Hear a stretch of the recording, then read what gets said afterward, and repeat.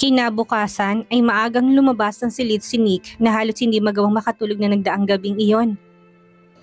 Tutal may alak na nananalaytay sa kanyang katawan kung kaya naman hindi niya mapipigilang mag-init kada madidikit yon sa mainit na balat ng dalagang si Kriza. Ang dalagang agad na nakatulog pagpasok niya. Ilang beses na sumagi sa isipan ni Nick na halikan ang dalaga, ngunit paniguradong kapag ginawa niya yon ay hindi na siya makakapagpigil. Baka tuluyang magalaw niya ang katawan nitong labag sa kanyang kalooban. Hindi pwedeng gusto mong gawin, Nick. Kastigo niya sa pinipigilan niyang sarili. Minabuti na lang niyang lumabas sa silid at tapusin ang pagtitig ng matagal sa mukha ng dalaga. Kung nakakatunaw lang kanyang mga titig, baka kanina pa nawala ang mukha nito. Ang aga naman yata niyang gumising. Mahinang atas ng dalaga na luminga sa tabi niya. Kakalipat pa lang doon ni Kriza kaya naman medyo hindi pa rin siya komportable sa ibang design ng silid. Pagdilat ng kanyang mga mata, ang una niyang ginawa ay ang lingunin ng tabi upang makita niya lang na wala doon si Nick. Hindi niya nga alam kung natulog ba to sa tabi niya. Dahan-dahan siya umupo. Bumalik sa katapat na salamin kung saan nakita niya sa bandang leeg ang mga bakas ng ginawa nitong paghalik sa kanya. Hindi man ito nagawa ni Nick hanggang sa sukdulan ay nakita naman niya kung gaano to kasarap na sarap sa katawan niya. Nang maisip yun ni Kriza ay mas namula pa ang kanyang buong mukha. Nagawin ang kanyang paningin sa bedside table kung nasa ng 2 box ng kondom na hindi pa bukas at sa pagkakaalala niya ay binili ni Nick kahapon at nakalimutan niya ring dalhin paakyat. Paano niya yun alam? Wala naman yun doon nung nagpalit siya ng kanyang damit para umalis ng penthouse nito at pumunta sa bahay ni na Peter. Natigilan pa ng delian si Kriza. Agad niyang naalala na noong inilipat niya ang mga dala niyang gamit kahapon, hindi ito nilabas ni Nick. Malamang ikinuha nito yun sa kotse. Doon niya napagtagpi-tagpi ang lahat ng mga nangyari kung bakit ganun na lang ang reaksyon ng abogado kapag uwi niya. Malamang sa malamang ay nakita nitong kausap niya si Alex. Kaya naman palang sama ng mood niya kagabi. Tanging nasabi niya na maalala na to. Dinampot niyang cellphone na nakapatong sa gilid ng higaan upang tawagan ang madrasta para sabihing pupunta siya ng ospital upang makita niya ang kanyang ama. Ang ama na sa mga sandaling iyon ay kasalukuyang inaalagaan ng ginang na alam na kanyang ginawa. Ako nang bahala sa ama mo, huwag mo na siyang alalahanin pa. Kailangan mong ayusin ang pakikitungo mo sa kanya. Bago pa lang kayo kaya dapat lang nakunin mo tiwala niya. Napakunot ng noo ni Kriza na biglang nakaramdam ng hiya sa kanyang sarili. Mali yata ang pagkakaintindi ng ginang sa kanyang mga sinabing dahilan na kanyang paglipat sa bahay ni Nick. Hindi niya sinabing may seryoso silang relasyon. Hindi niya inilihim dito ang desisyon niya na gawin ng lahat ng gusto ni Nick kapalit na magiging tulong nito sa kanyang pamilya. Subalit ibang pagkakaintindi ng ginang, aakala nito'y seryosong relasyon na meron sila. Nasa realidad sila ng buhay. Ang kwento ng mala Cinderella ay napaka-imposibleng mangyari. Ganun pa man, ayaw niyang makadagdag pa ng bigat ng bagaheng dinadala ng tinuring na niyang ina. Ano man ang meron sila ni Nick, hindi niya na kailangan pa yung sabihin dito. Kikimkimin na lang niya sa kanyang sarili ang lahat. Okay lang na ganun ang isipin ng ginang. Makinig kang mabuti sa aking iha. Alagaan mo mabuti si Attorney Bentacourt na mas lalo kanyang mahalin. Wish ko na magtagal pang relasyon yung dalawa. Tita, hindi mo kagaya na iniisip yung relasyon namin ni Nick. Ano lang po kami, marinyang kinagat ang labi. Paano ko po ba i-explain sa inyo? Give and take lang po. Ganyan talagang pag-ibig iha. Mahirap i-explain, lalo na kung bagong palang nararanasan. Po, tita, mali po kayo nang iniisip. Hindi po talaga kami. Sige na iha, ibababa ko ng tawag at baka magising pang papa mo. Ingat ka dyan, Kriza. Napilitan si Kriza na ibaba ng tawag at kapag ilang minutong natulala habang nakaupo pa rin sa ibabaw ng kama. Tama bang pinasok niya? Sigurado siyang tama yon as long as magiging okay ang kanyang pamilya ay mananatiling tama ang lahat ng ginagawa niya para sa kapakanan nila. Hindi niya napansin si Manang Esperanza na kanina pa nakatayo sa may pintuan ng silid at mataman siya nitong pinagmamasdan. Hindi nakaligtas sa mapanuri nitong mga matang itsura ni Kriza at maging ang kanyang mga marka na matatagpuan sa palibot ng kanyang leeg. Good morning, Miss Kriza. Knock-knock, pabiro nitong katok sa dahon ng pintuan. Doon palang nahimas-masan ng dalaga na kagad binalot ang comforter sa katawan niya upang pagtakpan ng mga kiss mark na visible sa mga mata ng mga makakakita. Nahiya siyang umiti sa katulong. Good morning po, Manang Esperanza. Kanina pa po ba kayo dyan? Tanong niya mabilis na lumapat ang mga paa sa malamig na sahig na silid. Pasensya na po kung tinanghali ako ng gising.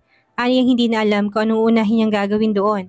Kung tatakbo ba siya ng banyo upang maligo hindi kaya naman ay maghilamos at sumunod dito. Naku, ayos lang iha. Kahit na anong oras ka pa gumising. Pinuntahan lang kita para tingnan kung gising ka na. Kabilin-bilinan kasi kanina ni attorney na ako nang bahala sa'yo. Anang babaeng ikinaway pa ang isang kamay upang sabihin wala naman yung problema. Hindi na kita aalokin ng almusal at tanghali na rin naman. Ano bang gusto mong kainin at lulutuin ko? Huwag kang mahihiyang sabihin yung sa akin ha. Isipin mong taga rito ka na rin. Dito ka na natira kasama ni attorney. Bagay talaga kayo eh. Mumitak ang puno ng pagkahiyang ngiti sa labi ni Kriza. Hindi pa rin siya sanay na parang bigla na naman siyang buhay prinsesa sa hindi pamilyar na lugar na yun ang dahil kay Nick. Kahit ano na lang po, gaya po ng sabi ko, hindi naman po ako mapili at saka, ayan ka na naman eh. Huwag ka nang mahiya-iha, magsabi ka lang. Anong gusto mo? Sige na, sabihin mo sa akin. Anit pong humakbang papasok ng loob na silid upang mas lumapit pa sa pwesto niya. Natataranta ng umatras si Kikisa na kulang na lang matumba dahil bumangga ang likod niya sa gilid ng kama ni Nick na makita niya mabilis na paglapit ng babae sa kanya. Mababakas ng takot na rumihistro sa kanyang muka. Sa takot na makita nitong mga kiss mark niya sa leg at banda ng balikat. Nang mapansin niya ni Manang Esperanza ay natigilan naman ang matanda sa paglapit. Hindi niya na maipaliwanag ang takot sa kanyang muka. Unti-unti umatras ang matanda palabas sa silid upang bigyan ng space ang dalagang napansin niya. Ang labis na pagkailang, mukhang hindi pa ito sanay sa presensya niya. Masyado yata siyang naging feeling close sa dalaga to the point na naiilang na ito. Pasensya na iha, natakot ba kita? Akala ko kasi ay palagay na kaagad ang loob mo sa akin. Ibinuka ni Chris ang kanyang bibig upang magpaliwanag. Ayaw niyang gumawa ng eksena sa maid ni Nick sa unang araw niya pa lang dito. Baka ma-misunderstood siya ng matanda. Nako, hindi po. Pasensya na po kayo, hindi pa lang po kasi ako sanay. Sige iha, naintindihan ko naman. Dahan-dahan, masasanay ka rin sa lugar na ito. Pinasadahan ng matanda ang suot ni Krisa na damit kung saan na hindi lubusan natatakpan. Ang bunga ng marka ng mainit na pagsasalo ng katawan nila ni Nick na halatang sabik na sabik sa mainit na mga halik. Doon pa lang iba na kaagad ang pumasok sa isipan nito. Si attorney talaga. Walang pagkakaiba sa ibang mga lalaki na palaging sabik sa simula ng pagsasama. Hindi yun na-gets ni Kriza. Siya nga pala iha, nagluto ako ng sopas. Nabanggit ni attorney na favorite mo raw yon. Napakurap-kurap na ng mga mata si Kriza. Kailan niya pa naging paborito yon? Pala desisyon talaga ang abogado ni hindi pa nga siya nakakatikim ng ganong pagkain eh. Kung mga cup noodles, oo pero sopas. Eto pala ang unang pagkakataon ko sakali lang. Sige na, ayusin mo na ang sarili mo at sumunod ka na sa akin sa labas. Maagang pumasok sa opisina si attorney kung sakali lang naman na gusto mong itanong sa akin kung nasaan siya. Hilaw na ngumiti na si Kriza, ang daldal pala ng maid ni Nick. Ang isipin pa lang na makakausap niya ito buong araw ay paniguradong baka masalaysay niya na ang talang buhay. Salamat Manang Esperanza. Lumabas na si Manang Esperanza para ituloy ng naudlot niyang trabaho. Sinundan siya ng mga mata ni Kriza. Pagkaalis dito'y bahagyang binuksan ni Kriza ang kanyang damit at pinagmasdang mabuti ang kanyang katawan. Ilang beses niya mahinang napamura nang lihim at mahina na makitang pati pala sa may bandang balikat niya ay meron siyang pulang marka. Hindi niya tuloy maisip kung may lahi bang vampira si Nick. Paniguradong nakita yun ni Manang Esperanza na mga samandaling iyon ay iba na iniisip na nangyari sa kanila. Hindi niya naman kailangan mag-explain. Batid niyang hindi magtatagal at mangyayari ang bagay na yon sa kanilang pagitan ng abogado kahit na ilang beses niyang iwasan at pigilan. Huminga siya ng malalim, ilang sandali pa'y nagpa siyang maligo na muna bago lumabas upang magtungo ng kusina at kainin ang inihanda doon ng kasama nilang matanda. Paano pa ako makakapagsuot ng sleeveless nito? Kitang-kita, kailangan palipasan kung ilang araw at tuluyang mawala to bago ako muling makapagsuot ng damit na gusto ko. Habang bumubuhos ang tubig sa katawan ni Kriza ay binalikan niya sa kanyang isipan ng halika na magitan sa kanila ni Nick. Hindi niya mapigilang mapakagat ng labi upang supili ng kakaibang ngiti. Expert ang binata. Aaminin niya rin na sobrang nadala rin siya. Marahil kung hindi ito sobrang na-distract, lagpas pa doon ang namagitan sa kanilang dalawa. Hoy, ano ka ba Kriza? Dapat nga magpasalamat ka na wala. Baka ngayon hindi ka na makandagulapay ang katawan mo sa pananakit ng katawan mo. Nakalimutan mo na ba ang sabi ni Rina noon sa'yo? Patuloy na kausap niya sa kanyang sarili na parang timang. Once na ginamit ka ng lalaki, lalagnatin ka at para kang binugbog na 10 taon. Ganun daw 'di ba? Nang matapos doon ipinaunlakan na ng dalaga si Manang Esperanza. Kinain niyang hinanda nitong sopas kasabi ng tanghalian niya. Ganun na lang ang pagpapasalamat niya sa matanda nang masarapan siya sa lahat ng inihanda nitong pagkain. Siyang-siya naman ang maid dahil pinupuri siya ni Kriza. Bagay na hindi niya natikman sa dating nobya ng amo kahit pamabait din naman yon. Kung papipiliin siya sa dalawa, si Kriza ang choice niya. Pagkatapos ng tanghalian ay nakatanggap ng tawag ang dalaga mula kay Nick. Makikisuyo sana ako kung hindi ka busy, Chris. Oo, hindi naman ako busy. Baka pwedeng ikaw na mismong kumuha ng red wine dahil wala na akong stocks. Bayad na yon, kukunin mo na lang. Ipapaalam ko lang na napupunta ka. Ayos lang ba? Wala naman akong ibang gagawin. 2 bote lang, i-message kong address. Sasabihin ko na rin doon na papunta ka na. Okay, sige. Kasalukuyan nakatayong paharap sa salaming bintana ng mga sandaling iyon si Attorney Bentacourt habang nasa tenga ang phone habang nasa loob siya ng kanyang opisina. Pasensya ka na kung nautusan kita kaagad. Ayos lang, Nick. Namamanghang dalaga sa galing niyang banggitin ang pangalan nito. Sanay na siya agad. Hindi mo ba ako tatanungin kung anong ginagawa ko ngayon? Alam ni Kriza na busy itong harapin at pag-aralan ng kaso ng kanyang ama. Hindi na dahil alam ko namang busy ka. Palagi ka namang busy, hindi ba? Mabibihis lang ako at pupunta na ako sa shop kung saan kukunin ang mga inuutos mo sa aking alak. Mag-ingat ka, Chris. Palagi kang tumingin sa kaliwat kanan mo para tingnan kung may sasakyan. Huwag kang basta-bastang tatawid. Narinig mo? Lingunin mo na muna ang paligid. Umikot sa ere ang mga mata ni Kriza. Kung ituring siya nito'y parang batang paslit, hindi naman halos nagkakalayo ang kanilang edad. Feeling niya tuloy kapag naging sila, sobrang may spoiled siya dito. Yung tipong lahat ng gusto niya, tilingin niya ay laging makukuha. Oo na. At dahil ipinaalam na ni Nick ang pagpunta ni Kriza sa shop kung kaya naman pagpunta niya doon ay nakagayak ng paper bag na kanyang kukuning alak. Hindi naman kalayuan yun sa building ng penthouse ngunit minabuti ng dalaga na magsuot ng takip ang buong leeg. Yung tipong ang init sa labas pero nakasuot siya ng turtleneck dahil malapit lang doon ang lugar na sinabi ni Nick. Kung nasa ng shop, minabuti niyang lakarin na papunta doon. Maraming salamat, kaway niya sa babaeng nag-abot ng wine. Nasa entrance ng dalaga ng building papasok ng penthouse na matigilan siya na may narinig siyang tumawag ng kanyang pangalan. Nagulat ng paglingon niya makita niya ang inang yon ni Alex at ang kapatid nitong si Lenny. Sandali lang, iha. Pigil ng ginang sa isang braso niya. Anong kailangan niyo? May coffee shop sa tapat. Pwede bang doon tayo mag-usap? Hindi alam ni Krisa kung ano nangyari at naroon ng mag-ina. Tipid na ngumiti ang dalaga at hindi tumanggi. Sige, magkakaharap silang naupo. Hindi nagkusa si Krisa na umorder. Sila kayang nagayat, marapat lang nasagot nila. Marahil ay dahil nasanay ang mag-ina sa kanyang pagbibigay at nang makitang nag-atubili siya ng magkusay napilitan silang may pagkahiyang umorder ng 3 tasa ng kape. Agad na hinarap ni Krisa ang tasa ng kape nang maserve na yon sa kanila. Minsan lang siyang makatikim ng libre. Siyempre, lulubos-lubosin niya na. Iba ang kutob niya sa pagpapakita ng mag-ina.